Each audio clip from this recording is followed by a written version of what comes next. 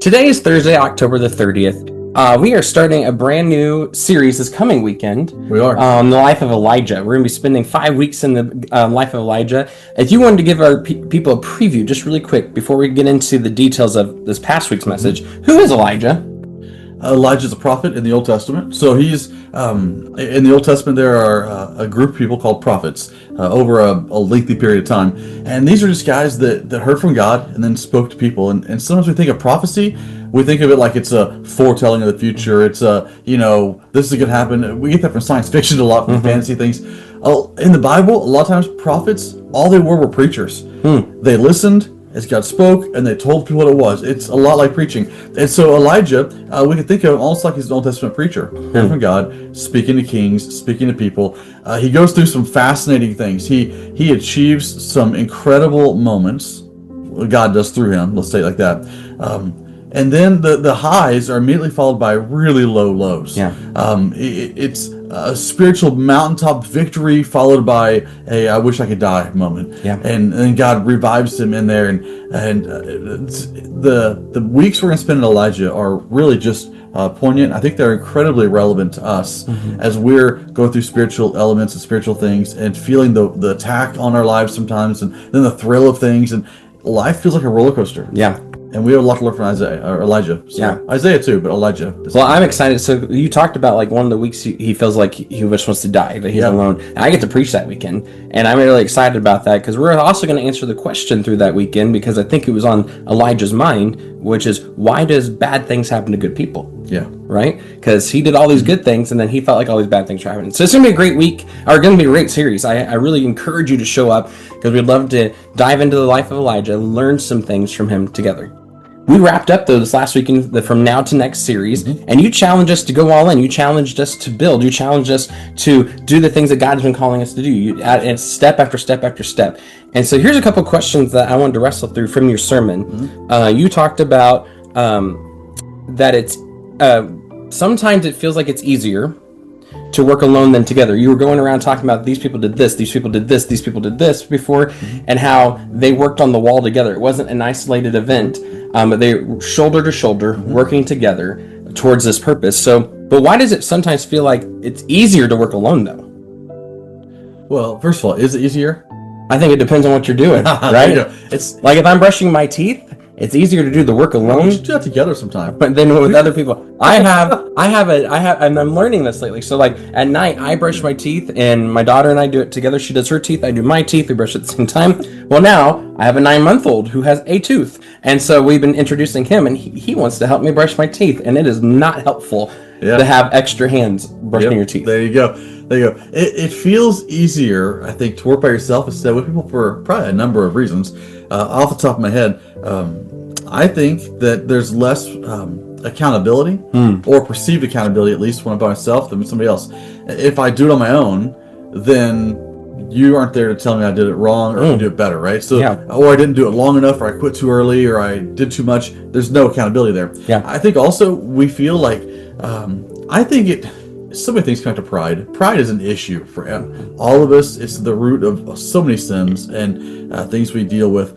I think pride's the issue of this too. It's easier to work on my own because if I'm on my own, I don't have to fear embarrassment. If I get it wrong, no one will know. I stay in secret. It just breeds secrecy, and it allows me to continue on feeling like, oh, I'm probably okay, and I move on my way. Or if I work with people, all of a sudden there's other eyes, other things, and it becomes communal. And I was actually just talking earlier, Keen, you don't know this, but I was talking to Chase Hogan, our student minister, just a little bit ago today, about why we, as a culture, I think we lean away from communal things and toward individual things. And this plays right into that. I think we're afraid of community sometimes. And so we hide and say, I'm a loner. I'll do my own thing. And that's really an excuse, not a strength. Well, and since you set it up, I think it's also, as you were thinking or talking, it made me think about how I think it's us being lazy too. And I think a lot of things that we should do in community, we do in isolation because of our culture, right? Pick up your own boots by your bootstraps. You can do this. It's a cultural thing. But I think it's also a perceived easy thing because I think we see it in our culture too. The thing our culture, me, you, we all struggle with the most in the West is communication, right? And if I do it alone, I don't have to explain to you how do I do this, and we already struggle to communicate. So why would I want to do the hard work of figuring out how to communicate with you? Yeah. And you may not understand me, or you may not like how I communicate. So it's just easier to do it myself. But again, I also rob people the joy of learning and participating too. Yeah, and this all culturally, if you study society, it got worse with COVID, Yep. right? Because we were told be alone and be at home and all that, and then it's just continued to grow. This is why we have in workplaces we have this growing push to I want to work remote. I want a work remote job, and I mean there's legitimacy to that. There, with kids at home and we can work and still stay at home parents, and it's good stuff there, but. I think so many times we actually we're hiding from an office place, we're hiding from coworkers, we're hiding from things. It's easier to work at home. I don't do phones, just email me. And we kind of hide from things, right? Because we don't have to communicate. It's a big thing for us. Well, because then it's the checklist. If I'm just doing a checklist, then I don't have to people. But I think we forget that everything we do, I don't care what your job is, at the end of it though, there's people, right? Yeah. And then it gets even worse when we apply that mentality to spiritual things. I can love Jesus. This is what people say. I can love Jesus, but I don't got to be a part of a church. I can love Jesus, but I don't need to be a part of that. I don't need the institutionalized church religion to be a Christian. And the truth of the matter is, if you're not a part of a body of believers, we call that a church. If you're not part of one, I would wager a lot that you are struggling as a faithful Christian. Yeah. Because following Jesus is a communal thing, not an individual thing. Well, and the Bible puts it this way, that two are better than one because they have a good return for the work. Yep. We normally say this, like I do a lot at weddings. It's from Ecclesiastes, but it's just relationships, right? Two are better than one because they have a good return for the work. If one falls down, the other can pick them up. And King Solomon goes on to say, pity the person who falls and has no one to pick them up. Yeah. The Bible also says that iron sharpens iron, so one person sharpens another. We become dull in our faith, just like a dull sword, because there's nothing to sharpen it, to make it better, to make the tool more effective and useful. Exactly. So we need each other. We need to learn how to break down cultures, our cultural biases. We need to learn to actually do things God's way instead of our way. The second question I want to ask us is this: how do you keep your motives focused on worship rather than achievement? And I think this goes out of like this whole, they built the wall, how do they stop themselves from going, look at what I did? And because you ended with them turning towards worship, turning towards Ezra opening the scroll and reading it, towards these things. So how do we keep it focused on God, who was in the work, who led the work, and was glorified through the work, instead of saying, look at me? Well, it's a focus issue. I mean, this is why when you put a horse in a race, you put blinders on it, so it can only see here where it's going, right? Because if we get distracted, we turn things. This is why silly thing that you do, that I've caught myself doing the same thing. You'll be in a conversation with me or with somebody in a group, and then we talk, and you'll just kind of like, why do you do that? Because I want to make sure I don't lose my thought. My wife has taught me that as an ADHD person, if I hold on to my thought, one, I don't interrupt, which is a jerky thing to do. And two, then it doesn't float away because I'm holding on to the thought. And this is silly, but it's a visual reminder.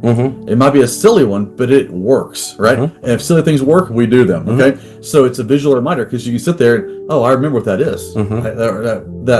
It symbolizes something to me. I remember what that is right now. I'm looking at that. And the same's true when we're doing work. If we're doing the project and let's just say from now to next project, if we're doing that and we're focused on only the chairs, the room, the walls, the whatever it is, if that's all it is, then when it's done, we have a celebration for ourselves. But if the whole time we keep in our hand the Word of God, we keep in our hand the voice of God, listening to it. If we keep in front of our eyes the focus on God, and we keep this right here, and we do the work, but we keep this right here, then at the end we can't help but say, this is what God has done. Because we're holding on to Him like this, right? This is why the writer of Hebrews says to run the race that's marked out for us. He says, fix your eyes. The first thing, fix your eyes on Jesus, the author and the perfecter of our faith. then run the race, right? We just together because we keep ourselves focused. So to answer the question, I think the way that we stay focused on Jesus through it, so it's not just the work or whatever it is, it's the every step of the way we remind ourselves this is why, this is God, this is the reason we keep looking at that. And I think maybe this is something you shared recently. If you did, I'm sorry if I'm stealing for you, but someone said recently, I think it was you, that it's like driving a car. Where your eyes are fixed is where you go, right? I can look over here at the side. If I look at the side, at some point, my arm's going to steer in that direction, right?